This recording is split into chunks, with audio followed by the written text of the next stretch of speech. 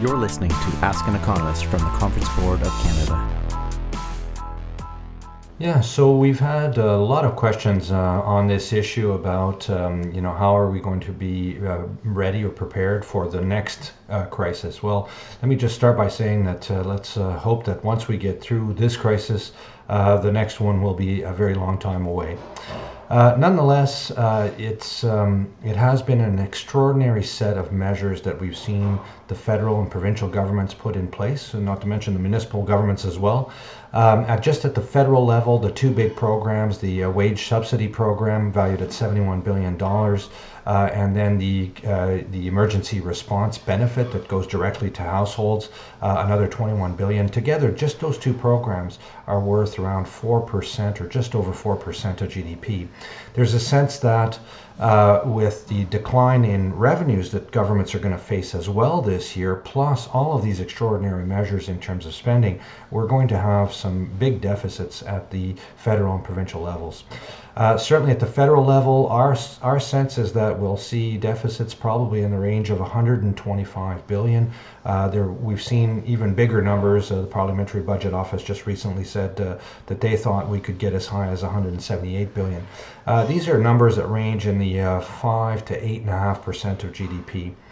So the situation will be that we dig a little bit deeper in terms of debt. The debt load at the federal level of government is still very manageable. We're in good shape relative to many other G7 countries, and this will add to that debt load. But I have a sense that even with the current environment, even with that added to the debt load, as we emerge from this recession, that should be manageable near term for the federal government. I think the bigger issue will be how will the provincial governments fare, especially those provinces that are still very reliant on oil revenues, on oil royalties.